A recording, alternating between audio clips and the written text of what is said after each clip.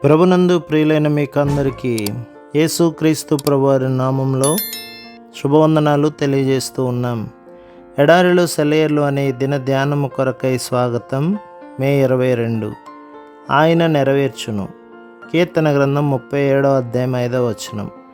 నీ మార్గమును యెహోవాకు అప్పగింపుము, నీవు ఆయనను నమ్ముకునుము, ఆయన నీ కార్యము నెరవేర్చును అనే ఈ వాక్యానికి ఒకరు ఇలా అనువాదం చేశారు: యెహోవా అనే మార్గం మీద పయనించు, ఆయన్ని నమ్ము, ఆయన పని చేస్తాడు.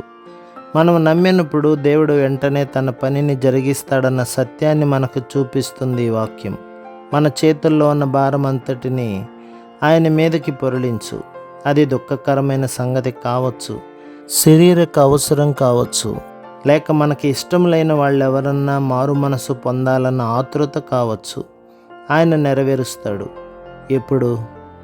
ఇప్పుడే ఆయన మన నమ్మకాన్ని శీఘ్రంగా గౌరవిస్తాడన్న సత్యాన్ని మనం గుర్తించక మన చేతులారా వాయిదా వేస్తున్నాము.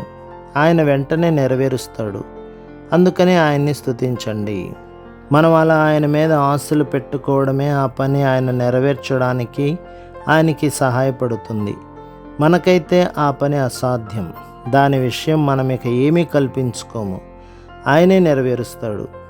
ఇక ఆ పని విషయంలో నిశ్చింతగా ఉండి మరిక దానిలో వేలు పెట్టవద్దు. ఎంత హాయిగా ఉంటుంది. ఆ కష్టం గురించి దేవుడే పాటుపడతాడు. ఇలా చేయడం వల్ల నాకేం ఫలితం కనిపించడం లేదని కొందరు అనుకోవచ్చు. పర్వాలేదు, ఆయన పని చేస్తున్నాడు. నీ పని అంతా ఆయన మీదకి నెట్టేశావుగా. నీ విశ్వాసానికి పరీక్ష జరుగుతున్నదేమో. మొత్తానికి ఆయన మాత్రం పని మీదే ఉన్నాడు, సందేహం లేదు. మహోన్నతుడైన దేవునికి నా కార్యము సఫలము చేయి దేవునికి నేను మొరపెట్టుచున్నాను. కీర్తన గ్రంథం 57వ అధ్యాయం 2వ వచనం. మరొక అనువాదం ఇలా ఉంది: నా చేతిలో ఉన్న పనిని ఆయన చక్కబెడుతున్నాడు. ఈ రోజుల్లో ఇది మన స్వానుభవంలోకి రావడం లేదా?